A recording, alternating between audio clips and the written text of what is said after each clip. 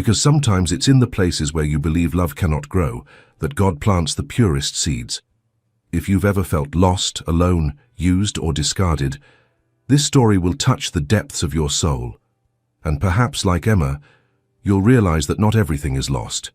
If this story touched your heart, subscribe to the channel, turn on notifications, and tell us in the comments, where are you listening to this story from?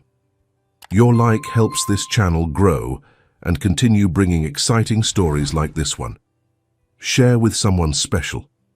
Emma Blackwell sat by the attic window, her knees drawn up to her chest, as the last rays of sunlight brushed against her pale face.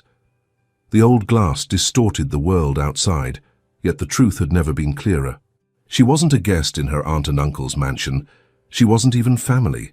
She was a debt, an inconvenient burden waiting to be sold off like unwanted furniture.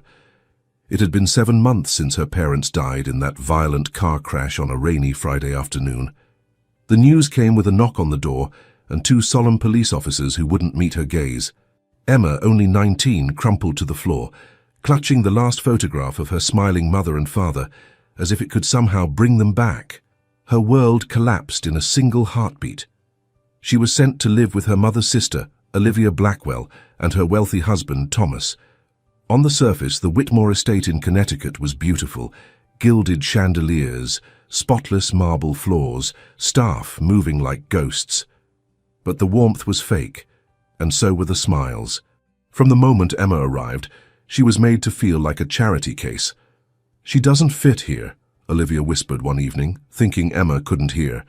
"She eats like a bird and takes up an entire room. You know what we could do with that space?" Thomas replied, sipping his brandy. Emma quickly learned to be silent, invisible, a ghost in a mansion full of life she could never be part of. But nothing could have prepared her for the night she was called to the study.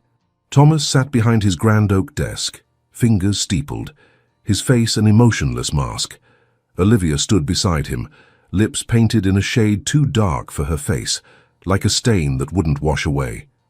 "We've made a decision, Emma," Olivia said, adjusting her pearls. "It's time you earned your place here." Emma's stomach tightened. "What do you mean?" "You're going to be married," Thomas announced, flipping a page in a folder he hadn't bothered to hide. Emma stared at them, frozen. "Married? To whom?" "To someone who values tradition, someone who understands responsibility." "Alexander Whitmore," Olivia said with a cold smile. The name hit Emma like a stone in her chest. She had heard it whispered in society circles. A billionaire, reclusive, nearly 50, ruthless in business. Rumors surrounded him like smoke. 1 failed marriage, no children, a heart as cold as the fortune he built. Emma's breath quickened. "I don't even know him. I'm only 19. I don't want to get married." Olivia's expression hardened. "This isn't about what you want, Emma. Your uncle and I have debts. Consider this: your contribution to the family." "You're selling me," Emma said, the words bitter on her tongue. Thomas didn't flinch. "You're being given a life most girls in your position would beg for. You'll want for nothing. Security, luxury." "Misery," Emma interrupted, standing up. Her voice trembled, but held steady. "You're selling me to a man older than my father was when he died." Thomas stood slowly, walking toward her with the calm menace of a man used to being obeyed. "You will marry Alexander Whitmore in 2 weeks. There will be a ceremony. The papers are ready. All you need to do is say, 'I do.'" Emma's hands clenched into fists. "I won't." "You will," Olivia said coldly, "or we'll send you to a group home. No college, no future, no protection. Your parents are gone, Emma. This is all you have." The words cut deeper than they intended. Emma swallowed the rising tide of anger and humiliation. Tears burned behind her eyes, but she refused to let them fall in front of them. "I'll leave. I'll run away," she said, her voice quiet but firm. "And go where?" Thomas asked. "You have nothing. You are nothing without us."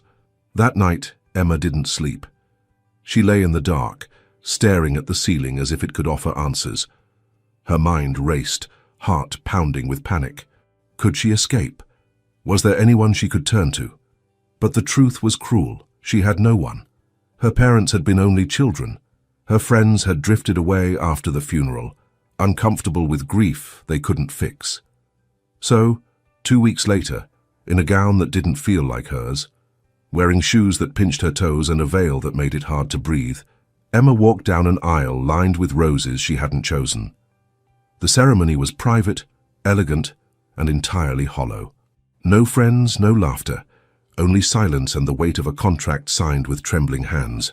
Alexander Whitmore stood at the altar like a statue, tall, composed, silver streaks in his dark hair, his face unreadable. He didn't smile when he saw her. He didn't frown either.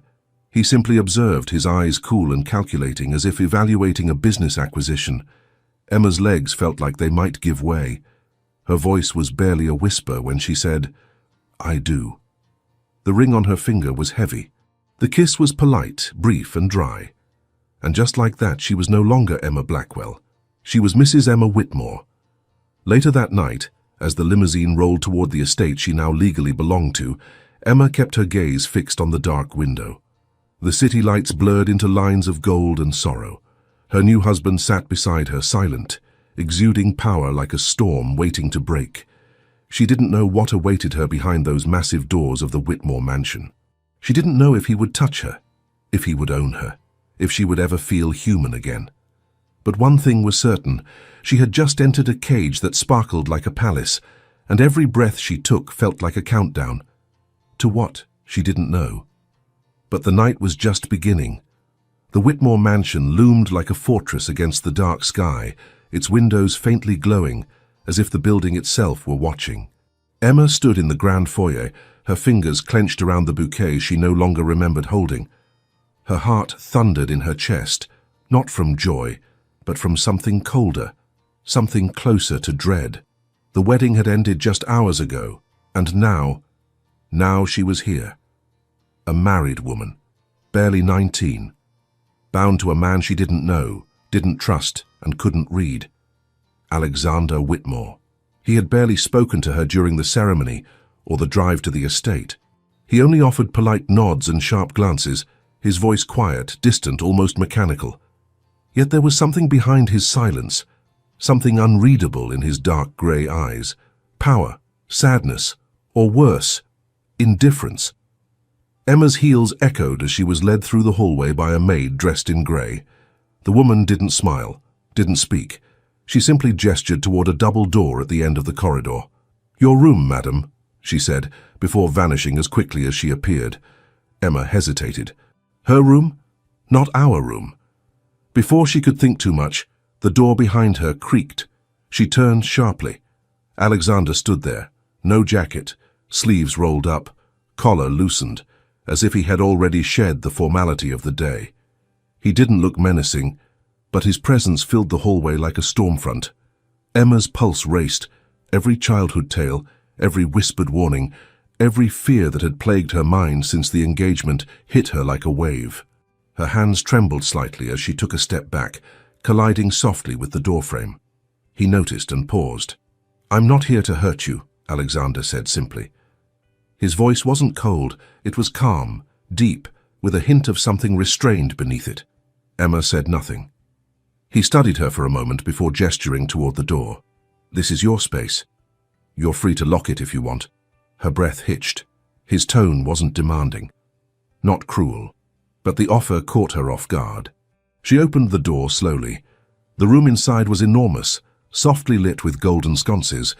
The bed, king-sized and untouched, stood in the center beneath a velvet canopy. A small fire crackled in the hearth. The air smelled faintly of lavender. Emma stepped inside, her movements unsure. She turned to see Alexander still standing in the doorway, his hand resting against the frame, his eyes never leaving hers. "I won't come in unless you invite me," he said quietly. "This house is yours as much as mine, but your body, your space, will always be yours." Emma's throat tightened. She expected control, domination, demands masked as marital rights. Instead, she received something else. Respect? No. It had to be a trick, a mask before the reveal. Alexander stepped back. "There's a bell by your nightstand. If you need anything, water, food, help, ring it." She didn't answer, just nodded, barely. He gave a small bow of his head, then turned, his steps quiet as he moved away. But before he vanished down the hallway, he glanced back once more. "You're my wife, Emma," he said, "but I will never touch you unless you wish it." Then he disappeared into the shadows. Emma stood frozen, the words lingering in the silence like perfume. She didn't know whether to trust them, or him. She sat on the edge of the bed, still in her wedding dress, unable to bring herself to change. Her fingers moved slowly to the clasp on her bracelet, a gift from Olivia, who had called it a symbol of duty. Emma unclasped it and placed it gently on the table, as if shedding a shackle. The silence of the room pressed in. Her eyes wandered to the door. It was still slightly ajar. He hadn't closed it behind him. She walked over and pushed it shut, then locked it, not out of fear, but because it was the only decision that still belonged to her. The night stretched on. Emma couldn't sleep. She lay awake, listening for footsteps, waiting for the creak of a door, the shift of shadows. But none came, just the steady hum of wind outside and the gentle crackle of firewood. At one point, she rose and wandered to the window. The vast garden outside was cloaked in moonlight. In the distance, the fountain bubbled softly, its sound barely reaching her ears. She hugged herself. She didn't cry. Not yet. But something was changing. She didn't know what. The house felt different than she expected. Not warmer, not safer, but quieter, less hostile.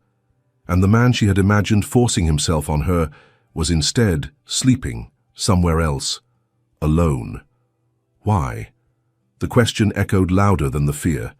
She returned to bed, this time sliding under the covers.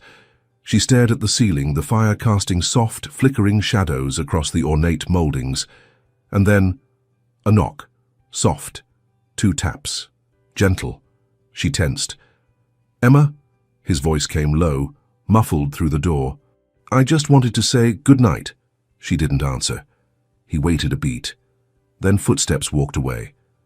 The silence returned, but this time it didn't feel empty.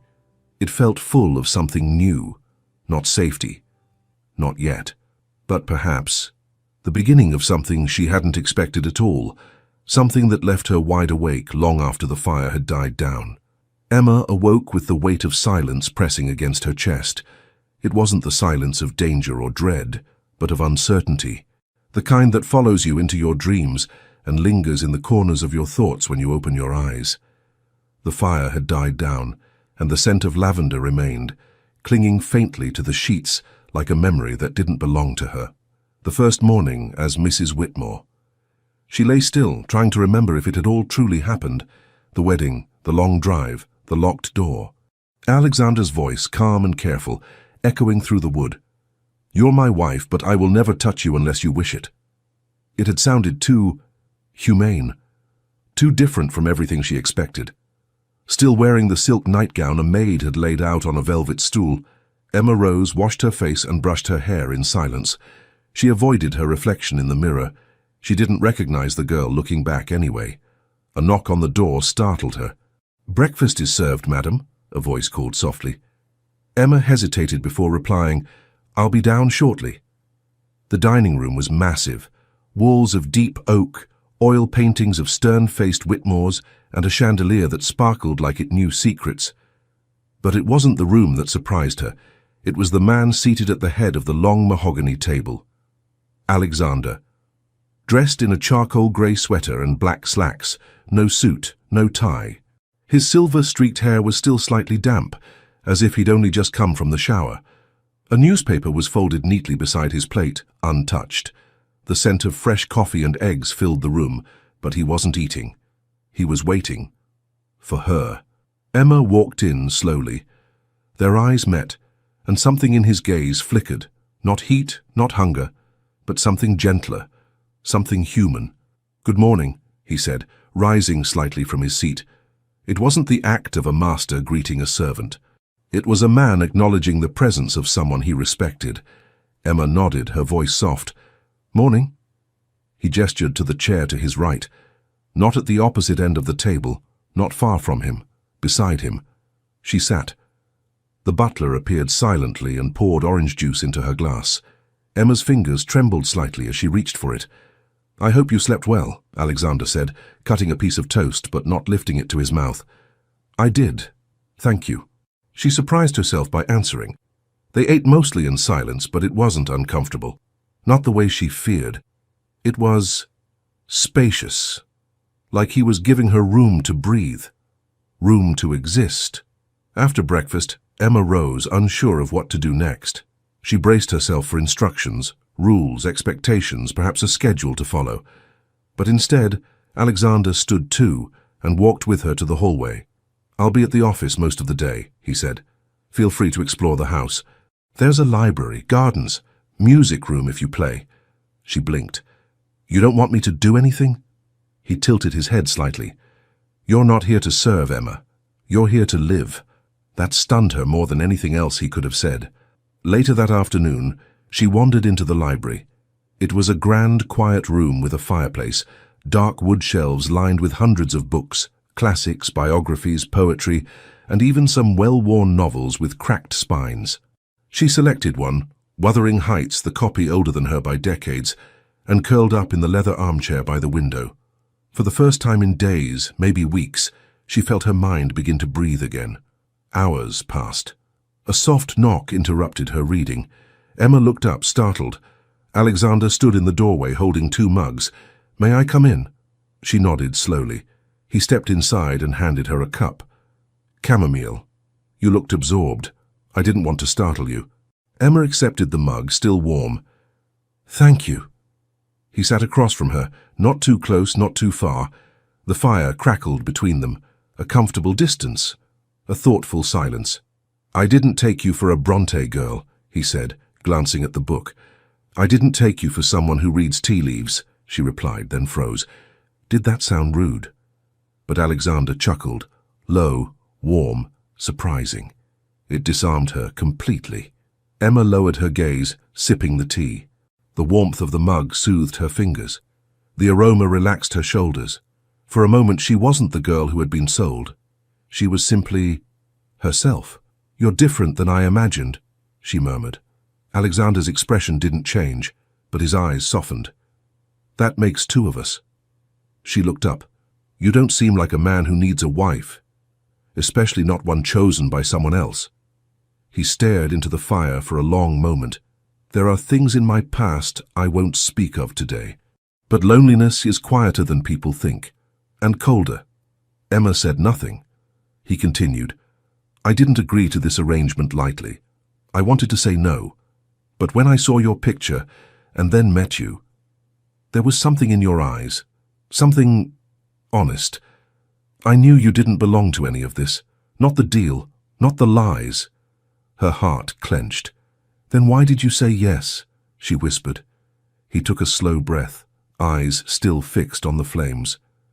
"Because I thought I could protect you from them. From the people who sold you like an object. I didn't want to be another monster." Emma's lips parted, stunned. She hadn't expected that answer. She hadn't expected any of this. The silence between them stretched again, but this time it was full, with meaning, with something unspoken. He stood, leaving his cup on the table. "I'll let you read," he said gently. "Dinner is at 7, if you'd like to join." And just like that, he was gone. Emma remained seated, the book forgotten in her lap. She didn't know what to think anymore. Alexander Whitmore was supposed to be a man of power, distance, control. Instead, he was showing her something dangerous. Kindness. The kind that slips past defenses when you least expect it. The kind that makes you forget you're supposed to be afraid. And in that moment, sitting alone, tea cooling in her hands, Emma wasn't sure if that was a comfort or the most dangerous thing of all. It started with the smallest things. A folded blanket left on the armchair where Emma always curled up to read. The kind of gesture that didn't announce itself, that didn't demand gratitude, but lingered quietly, like a soft breath in a silent room. The mornings passed in a rhythm Emma didn't expect. She'd wake early, find the sun pouring through the high windows of her bedroom, and feel, for just a second, not trapped, not owned, but seen. Alexander never barged into her space. He never knocked late at night. He never pushed. And yet, he was there, in gestures, in silence. in noticing. One afternoon, as Emma entered the garden through the west wing, she paused. A small table had been set near the fountain, just for her. A single chair, a glass of lemonade with mint leaves, and a plate of her favorite biscuits, ginger and honey, the kind her mother used to bake when she was a child. She hadn't told anyone she liked those, not here, but someone remembered. Alexander. She sat slowly, the cool metal chair warming beneath the soft sunlight. Around her the flowers bloomed in perfect symmetry.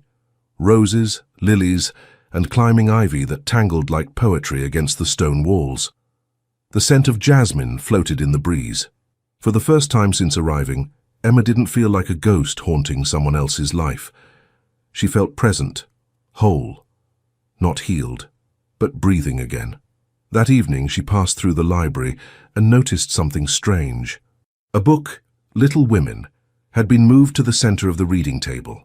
Her copy, the one she brought from her childhood home and hadn't touched in weeks. It sat beside a cup of chamomile, still faintly warm. Her eyes drifted toward the hallway. Was he watching? Was he waiting for her to notice? At dinner, Emma finally found the courage to speak. "You remembered the ginger biscuits," she said softly, not looking at him directly. Alexander, seated at the other end of the intimate dining table, glanced up, his expression unreadable but his voice warm. "Of course. How did you—" "You mentioned them once. In passing. You were speaking about your mother. Her baking calmed you after nightmares." Emma blinked. The memory surfaced. Yes, she had told him. The night of the wedding. When she was too afraid to sleep, too tense to cry. She had been rambling, trying to distract herself. She didn't think he was even listening. But he had been. "I didn't think you were paying attention," she murmured. "I always pay attention," he replied, lifting his wineglass. His gaze held hers for a second too long. Emma's breath caught, but she didn't look away. Later that night, she lingered in the hallway outside the library. The door was ajar, golden light spilling into the corridor. She peeked in and saw him, not reading, not working, just sitting by the fire, turning something over in his hands. It was a music box, hers, the one she kept hidden at the back of her closet. She stepped inside. "Where did you find that?" Alexander looked up, surprised. He placed the music box gently on the table. "Your maid dropped it while organizing your things. It was broken." Emma moved closer, heart quickening. "It hasn't played in years." He turned a small brass key and the melody bloomed. Soft, lilting, familiar. The lullaby her father used to hum. Tears pricked her eyes. "I didn't fix it," Alexander said quickly. "I just had someone who could. I didn't want to invade your space." Emma sat beside him, the fire warm against her skin, the melody wrapping around her like a memory. "I thought I'd forgotten this song," she whispered. Alexander didn't touch her, didn't speak. He simply sat with her as the music played, letting the silence do what words couldn't. After a while, Emma glanced at him. "Why are you being so kind to me?" His reply was slow, deliberate. "Because I know what it's like to live in a house full of people and still feel completely alone." Emma looked away, blinking back the burn in her eyes. That night, as she lay in bed, the music still echoing faintly in her memory, she stared at the ceiling and wondered something she hadn't dared before. Could kindness be real and even here? The next day she found herself waiting for him at dinner, not out of obligation, but because she wanted to see him. She wanted to ask questions, to listen, to understand the man who, instead of taking what had been handed to him like a transaction, had chosen instead to see her. That evening she stepped into the dining room early. The room was empty, the candles unlit. She crossed the space and placed a folded napkin beside his plate. Inside it, a note. Just 2 words, "Thank you." She slipped away before he could arrive. But later that night, when she returned to her room, there was something on her pillow, a small white envelope.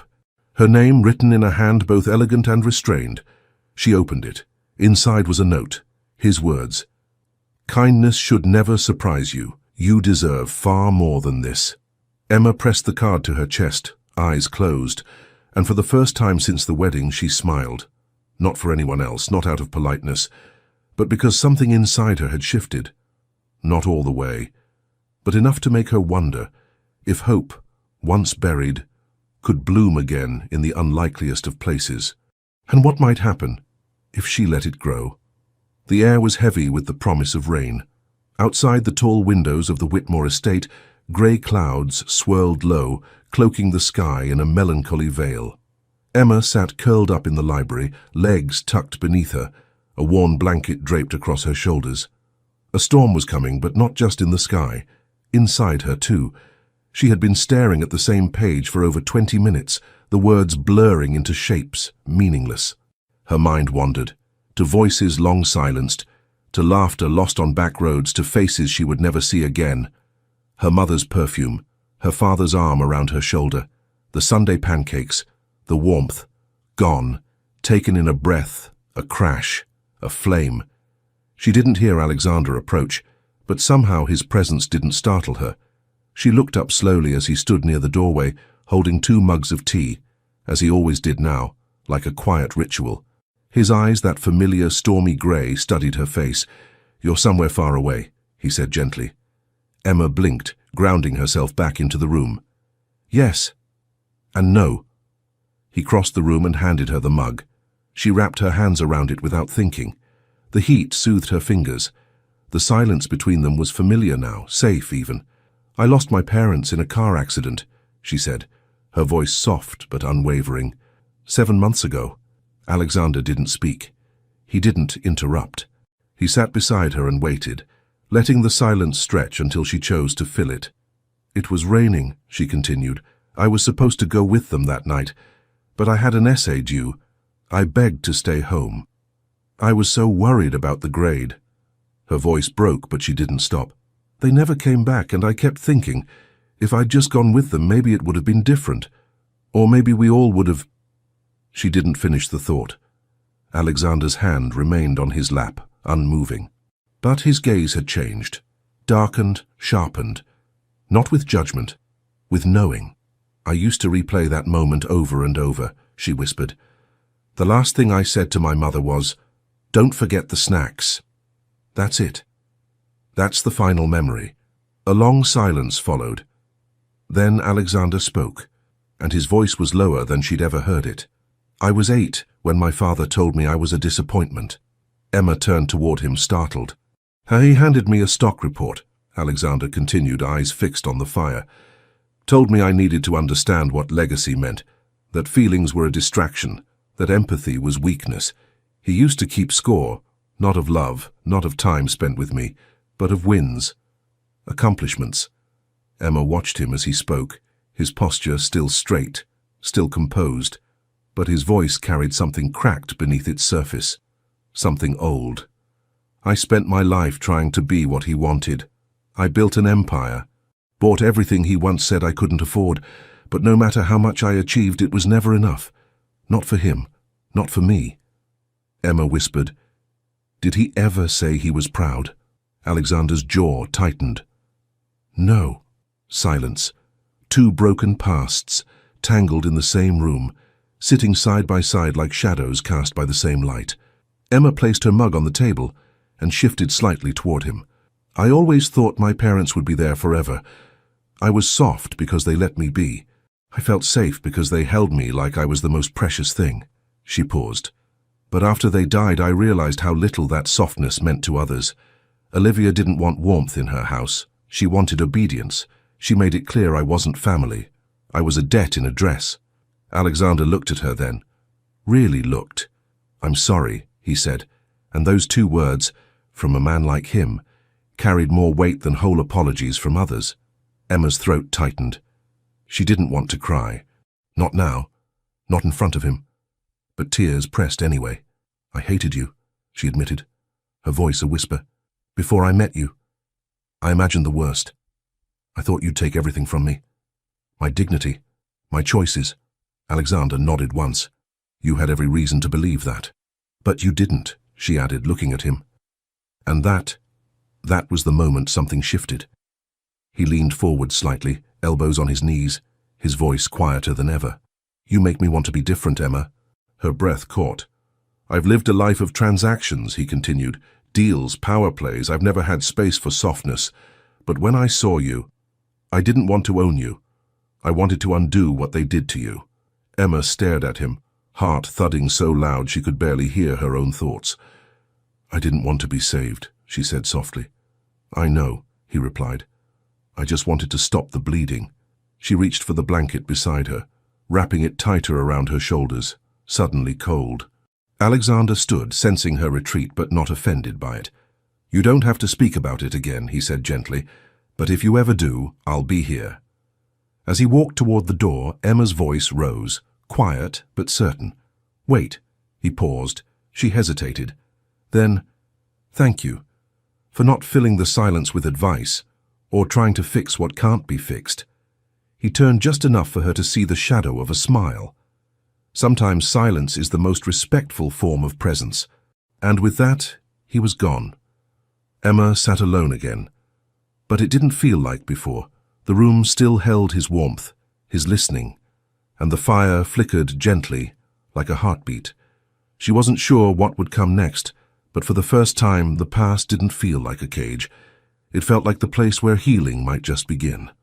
The rain came in waves that night, a quiet, steady rhythm against the glass panes of the Whitmore estate. Thunder grumbled in the distance, not fierce enough to frighten, but enough to make the walls feel closer, the silence deeper. Emma stood at the window in the hallway outside her bedroom, watching the sky split open in brief flashes of silver. Her fingers touched the cold glass as if trying to feel the storm on the other side. Something about the rain always made her chest ache, the kind of ache that didn't have a name, only a weight. Behind her, the house had quieted. The staff had gone to their quarters. The lights had dimmed. But she couldn't sleep.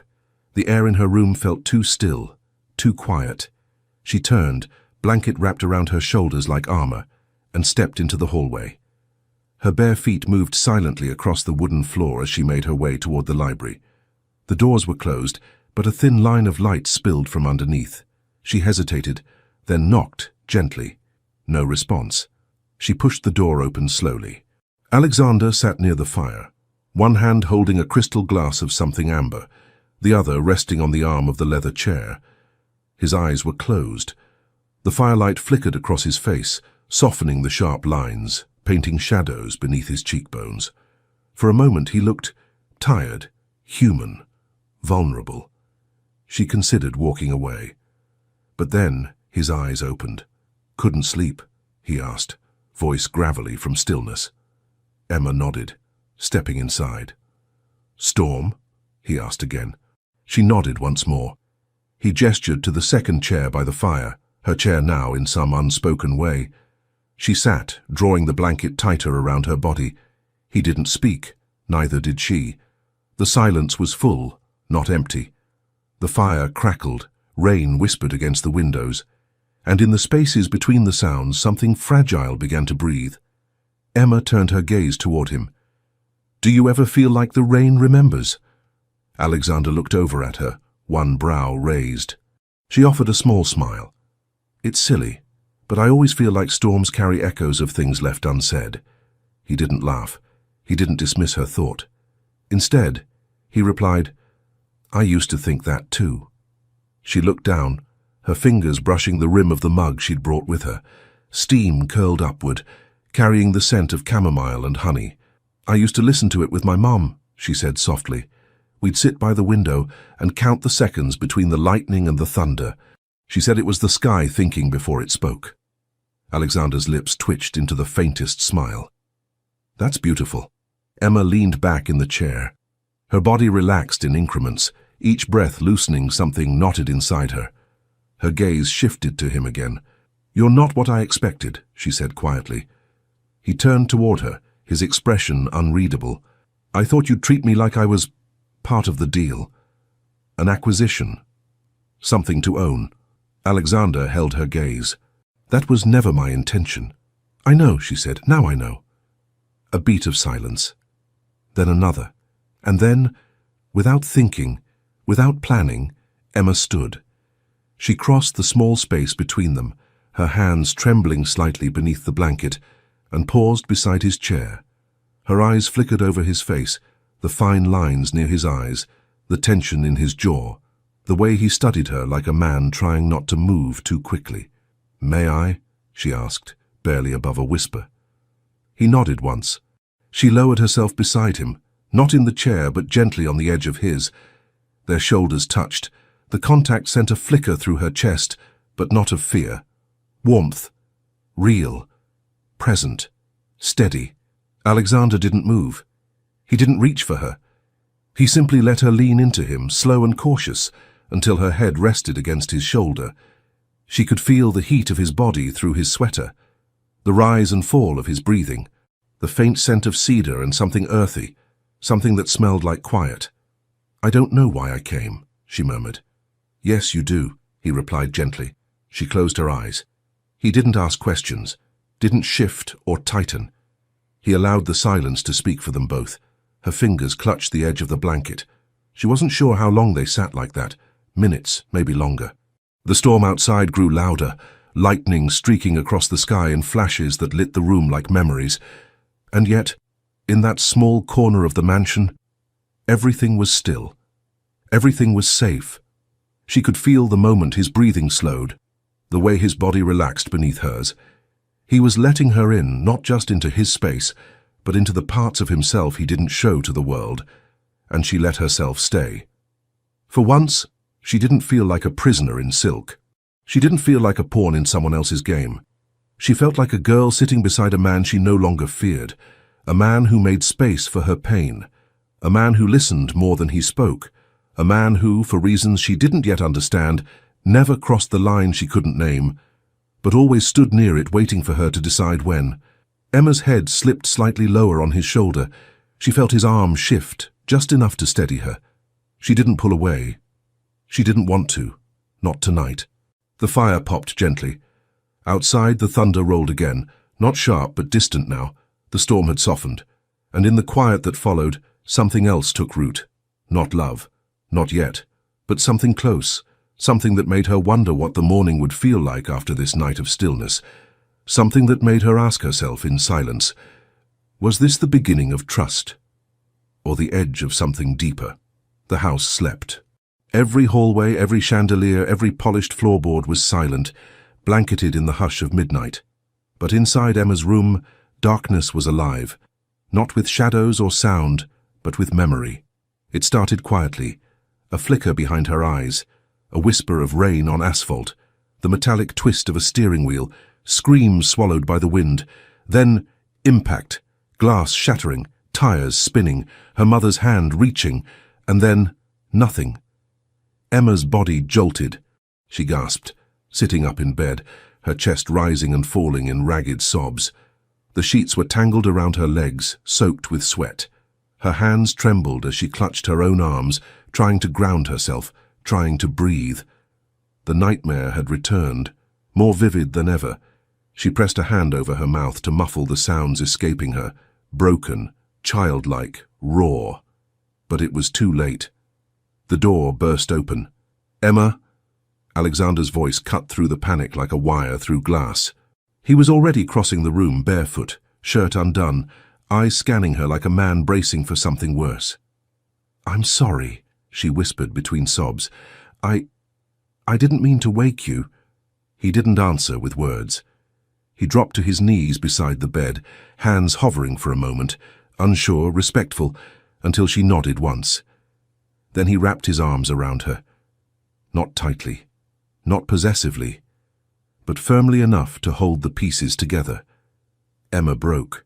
She collapsed into his chest, burying her face in the curve of his shoulder, her tears soaking through the fabric of his shirt.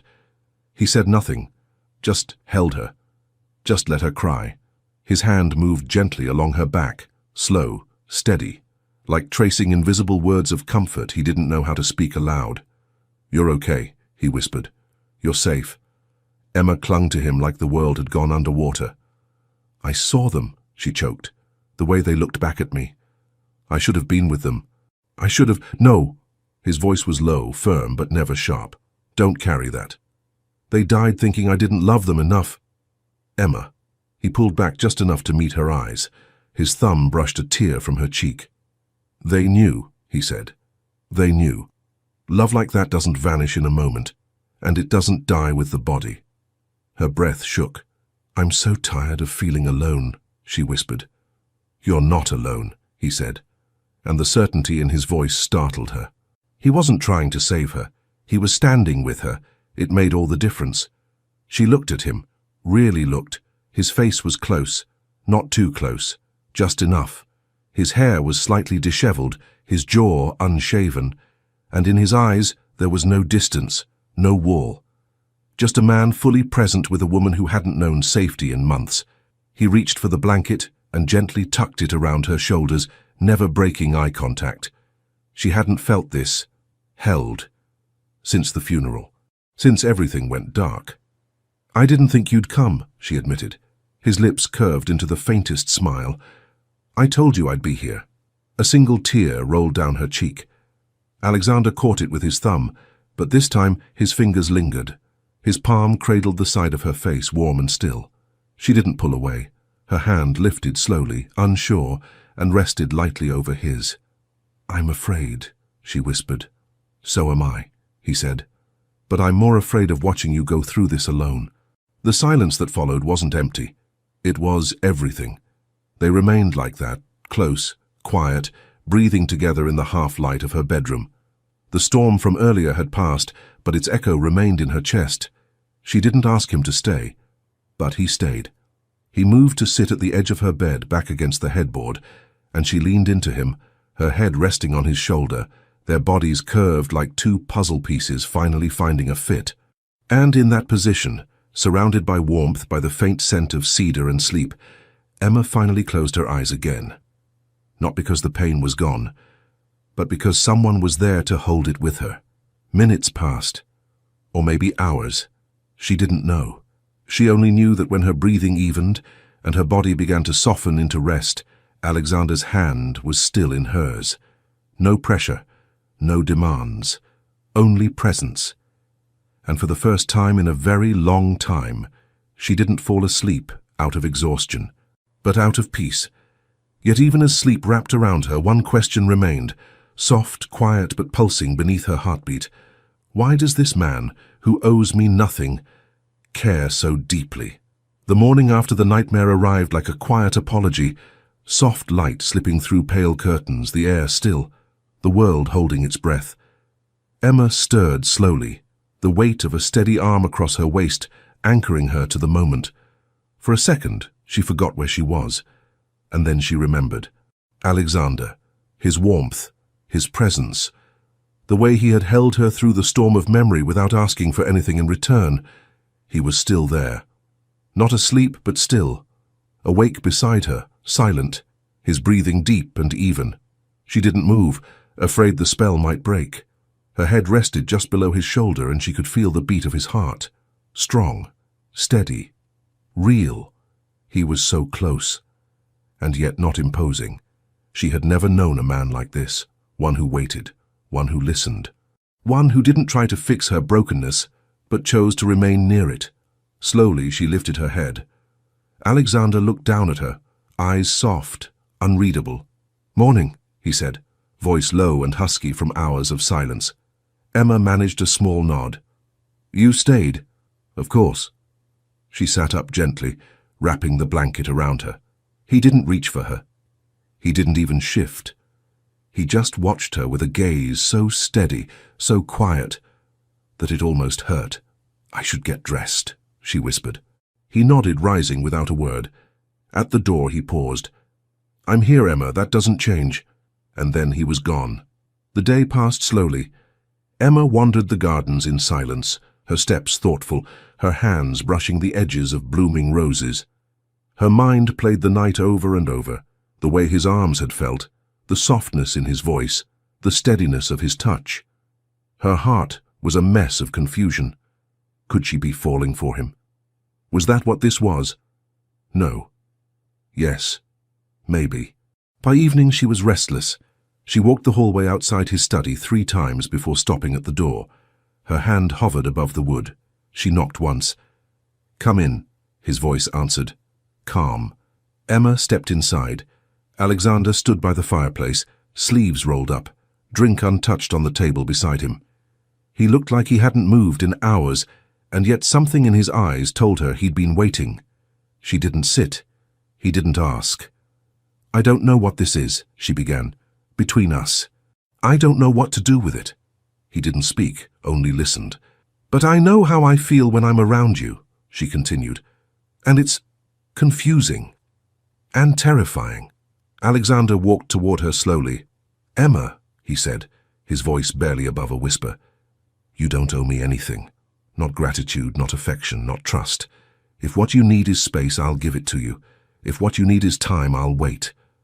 Her eyes filled with tears. "That's not what I need," she said. "I don't want distance. I just don't know how to do this." He stopped in front of her, only inches away now. "You're already doing it," he said. "You let me in." Her lower lip trembled. "Why are you so gentle with me?" "Because I love you." The words landed between them like thunder, not loud but impossible to ignore. Emma blinked. "What?" Alexander stepped closer. "I love you. I tried not to. I didn't expect to. But the way you carry your pain, the way you hold on to your dignity even when the world strips everything else from you, the way you never ask to be rescued, even when you're drowning." He took her hand. "I love you, Emma. Not because I'm supposed to. Not because you're my wife by contract, but because you are the strongest, softest soul I've ever met." Tears spilled over her cheeks. "You shouldn't say that," she whispered. "You don't know what I'm still hiding." "I don't care," he said. "Whatever you're carrying, I want to help carry it." Emma's chest tightened. Her entire life, love had been conditional, measured, earned. But this was something else. She reached up slowly and rested her hand against his cheek. "I don't know if I love you the way you love me," she admitted. His expression didn't change. "I only know that I feel safer with you than I've felt in my entire life, and that when you're near, I forget I was ever afraid." He closed his eyes for a moment, letting those words wash over him. Then he opened them again. That's more than enough. They stood like that, inches apart, breath shared, hearts exposed. Emma leaned in slowly, her forehead resting against his. And there it was. Not a kiss. Not a touch. But something deeper. A moment suspended between past pain and future possibility. "I don't want this to end," she whispered. Alexander responded, not with words but by wrapping his arms around her in the softest, most certain embrace she had ever known. Not rushed, not hungry. Just present. And in that stillness, she knew. This was no longer survival. This was the beginning of something real, something that might just last. But even as she melted into his warmth, one question lingered at the edges of her heart. Quiet, insistent, and still unanswered. Was she ready to let herself be truly loved? Or was she still too afraid to let go completely? The mansion no longer felt like stone and silence. Something had shifted. Not in the walls, but in the spaces between them. It began with sound. A soft piano melody, drifting through the halls in the late afternoon. Not played by a master, but by hesitant fingers rediscovering courage. Emma's hands trembled the first time she touched the keys in the music room, but Alexander had simply leaned against the doorframe and listened, never interrupting, never judging. Then came scent, warm cinnamon drifting from the kitchen, lavender lingering in the bedrooms, fresh roses arranged in vases that had long stood empty. Emma had wandered into the kitchen one morning, barefoot and shy, and asked the chef if she could bake. The woman had blinked, startled, then smiled. Now, the staff whispered about her when she passed, not with disdain, but with wonder. She greeted them by name. She smiled with her eyes. She asked questions, remembered birthdays, paused to compliment a bouquet or a clean floor. Her presence, once ghost-like, had become sunlight through heavy curtains. The house noticed. So did Alexander. One evening, as he returned from the city, briefcase in hand, he paused in the foyer. The scent of lemon scones filled the air, and laughter echoed faintly from the drawing room. Emma's voice, light and alive, teasing the gardener about the roses that refused to bloom. Alexander stood still for a moment, just listening. Then he closed his eyes. He had bought this house decades ago, furnished it, maintained it, protected it, but he had never once thought of it as a home. until now. Emma's fingerprints were everywhere, not literal but felt. The blanket on the armchair by the fire, folded just the way she liked it. The mug in the kitchen with the chipped rim she refused to replace because it had character. The stack of books by the window seat, poetry mostly, and a half-finished sketchbook filled with garden flowers she was trying to draw. Alexander didn't say much about these things, but he noticed every single one. And more than once he found himself smiling alone in a room she'd just left. One morning, he found her in the library, sitting on the floor beside the fireplace, reading to one of the maid's daughters, a girl no older than 10, eyes wide with curiosity, fingers clutching a stuffed rabbit. Emma's voice was soft, animated, wrapping the child in story and wonder. Alexander stood in the doorway, unnoticed. He didn't interrupt. He just watched. And something in his chest, something long dormant, stirred. Later that night, as they sat together by the fire, Emma leaned into him, barefoot, her legs curled beneath her. She wore a soft grey sweater that belonged to him now, or maybe to them both. Her hair was undone, cascading over her shoulder. He reached up and gently tucked a strand behind her ear. "You've changed everything," he said quietly. She smiled without looking up. "No, I just added a little life to what was already beautiful." He shook his head. "No, Emma, I had walls and furniture. You gave it soul." Her gaze softened. And then she said something he hadn't expected. "This place used to feel like a palace I wasn't allowed to live in." He tensed slightly, but she reached for his hand. "Now it feels like a nest. A warm, safe place I want to wake up in." Alexander brought her fingers to his lips, kissed them softly. She didn't pull away. He held her hand against his chest for a long moment. The fire crackled. The wind moved outside. Inside, everything was still, peaceful. In the days that followed, routines formed without being spoken aloud. Emma would leave little notes on his desk, a flower sketch, a quote from a book, a line from a song. He would respond with bookmarks in her novels, slips of paper with dinner reservations, or her favorite chocolate resting on her pillow. They passed each other in the halls with glances that held more than words. They dined not like strangers fulfilling a duty, but like companions sharing something sacred. The staff began to smile more. The house felt warmer. And one night, after dinner, Emma surprised him. She stood in the middle of the ballroom, barefoot, wearing a navy dress that swayed just below her knees, and held out her hand. "Dance with me." Alexander hesitated. "I haven't danced in years," he said. "I haven't either," she smiled. "We'll be clumsy together." He took her hand, and under the glow of a forgotten chandelier, they moved. Not perfectly, not smoothly, but fully present. His hand on her waist, her cheek against his chest. The music came from nowhere, or maybe just from the rhythm between them. When the song ended, they didn't move. Emma looked up at him, her voice barely above a breath. "Sometimes I forget where I came from when I'm with you." Alexander lowered his forehead to hers. "And sometimes I forget who I used to be." That night, as they walked the halls in silence, Emma stopped near one of the tall windows and glanced out at the garden. The moonlight painted silver paths through the ivy and roses. "I never imagined this," she whispered. "This? Us?" Alexander didn't answer right away. He slipped his fingers through hers, held them tightly. And as they stood there, watching the moon trace shadows through the trees, one thought stirred between them, unspoken but deeply felt. If a mansion can become a home, could this love become forever? The house was silent, but it wasn't sleeping. Not tonight. Soft light spilled from the hallway sconces, and outside the sky held its breath beneath a pale moon. Inside the master bedroom, time bent. Seconds stretched, minutes vanished. Pain, breath, trembling hands, everything converged in one sacred moment.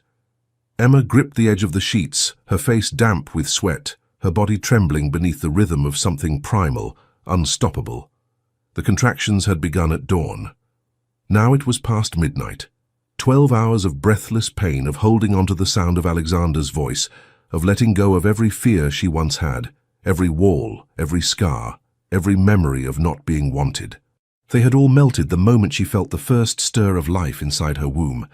And now that life was about to arrive, Alexander sat beside her, his hand gripping hers, knuckles white. He hadn't left her side. Not once. Not when the midwife told him to take a break. Not when the nurse asked him to rest. He had simply looked at Emma and stayed. "You're doing so well," he whispered, brushing her damp hair from her forehead. "I can't," she gasped, squeezing his hand. "I can't anymore." "Yes, you can," he said, his voice hoarse, eyes shimmering. "You already are, just a little more, Emma. I'm right here." Tears slipped down her cheeks, not from the pain, but from the way he looked at her, like she was the only thing that had ever mattered. The midwife's voice was steady. "One more push, he's almost here." Emma cried out, body arched, strength drawn from a place she didn't know existed. And then, a sound. Not hers, not his. A cry. High-pitched, urgent, impossibly small. Emma collapsed back into the pillows, sobs racking her body. But this time, they weren't from fear. They were from release, from awe, from something so sacred she couldn't name it. Alexander didn't move at first. He was frozen. The midwife lifted the tiny, wriggling form and turned to him. "A boy," she said. He stepped forward, hands trembling. When she placed the child into his arms, something in him broke open, a dam inside his chest that had held back too much for too long. He looked down at the baby, pink-skinned, fists clenched, eyes tightly shut, and his breath hitched. "He has your mouth," he said softly, almost to himself. Emma smiled weakly, eyes glassy. "And your stubborn brow." Alexander walked to her, still cradling the child. He lowered himself beside her and placed the newborn against her chest. Emma sobbed. She touched the baby's cheek, traced the line of his jaw with the tip of her finger. "He's real," she whispered. "He's perfect," Alexander said. She looked up at him. He was crying. Silent tears slipping down the face of a man who once believed he was incapable of softness. "I didn't know I could feel like this," he said. "I didn't know love could be this complete." Emma reached for his hand. He took it instantly. They stayed like that for a long time, the three of them wrapped in warmth, in breath, in the kind of silence that isn't empty, but holy. Later, when the midwife had cleaned up, when the room had dimmed again, and the baby lay sleeping in a bassinet by the window, Emma watched Alexander. He stood beside the cradle, unmoving. She spoke softly from the bed. "You've changed." He turned slowly. "I didn't know who I was until tonight." Emma smiled. "You're a father." He came to her, sat on the edge of the bed.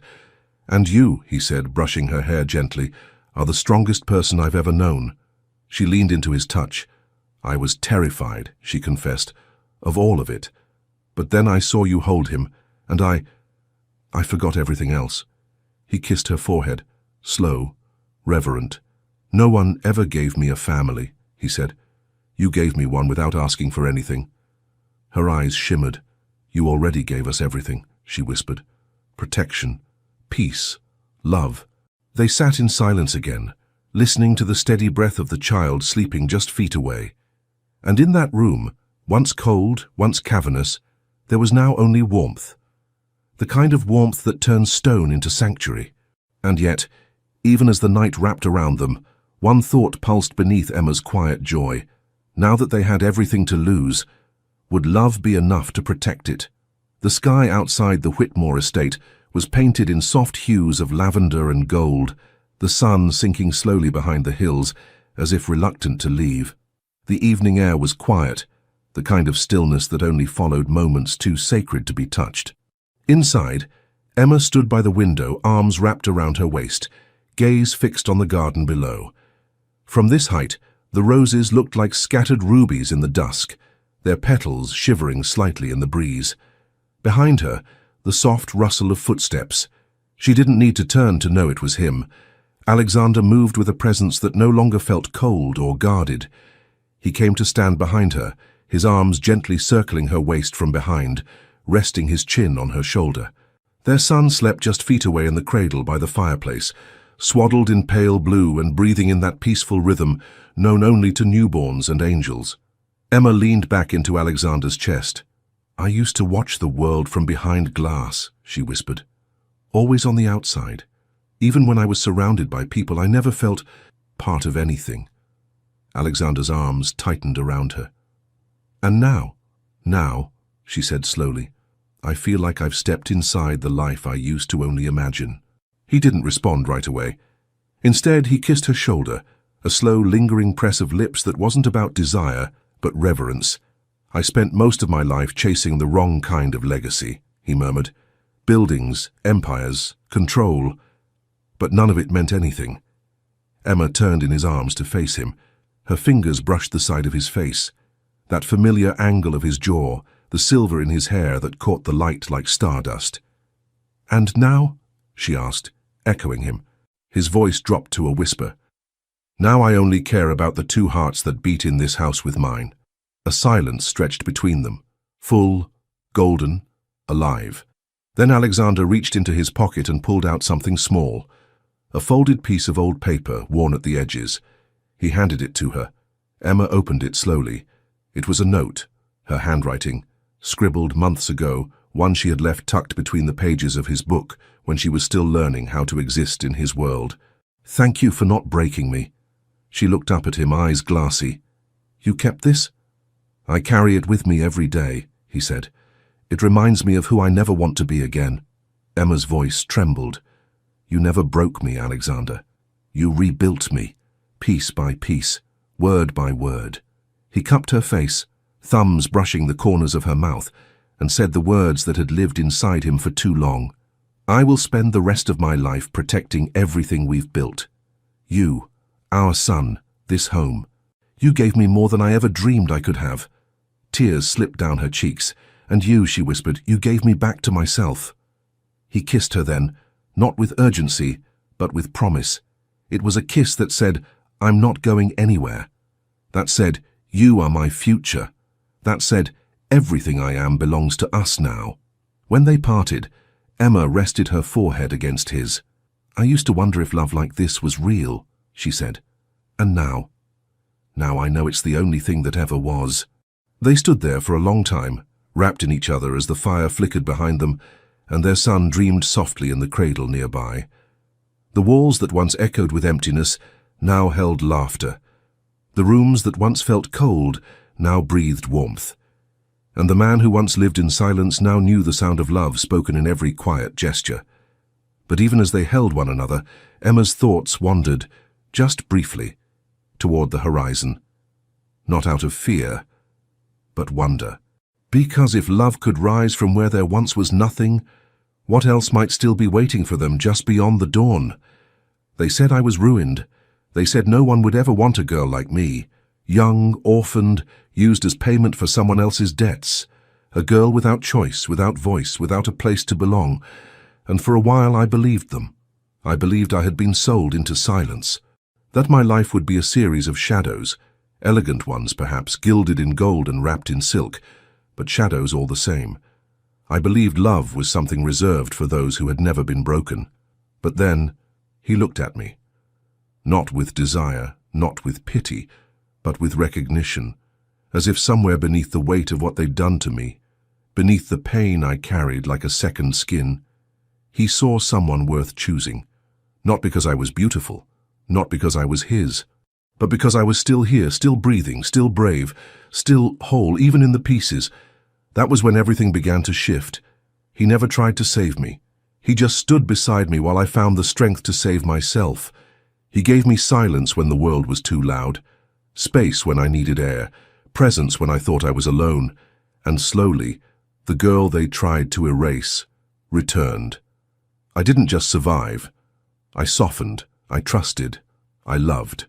And now, when I walk through the halls of the house they once forced me into, I no longer feel like a prisoner in a palace. I feel free, because I learned something no one ever told me before. Love isn't always fireworks.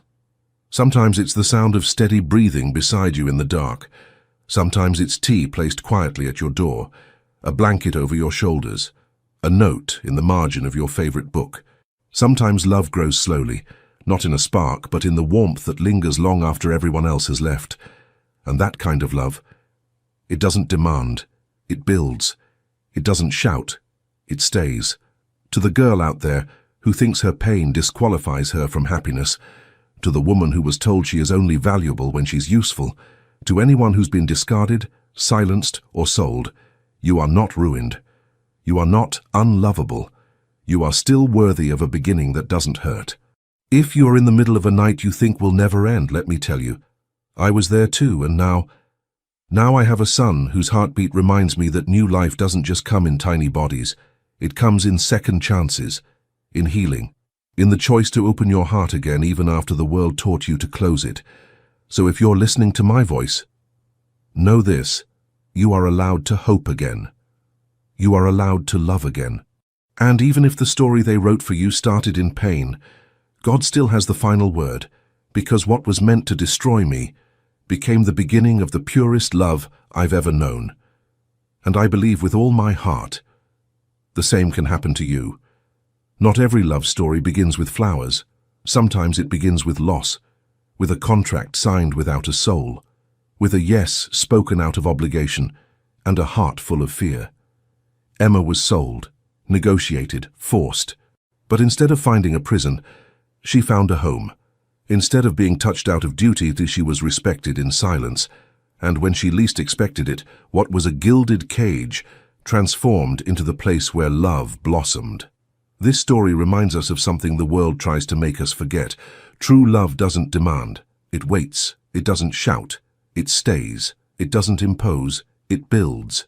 Day by day, gesture by gesture, silence by silence. Now I ask you, how many times have you walked through dark places thinking nothing could grow from there? And it was precisely there that God began a miracle? If this story touched your heart, subscribe to the channel, turn on notifications, and tell us in the comments, where are you listening to this story from? Your like helps this channel grow and continue bringing exciting stories like this one. Share with someone special.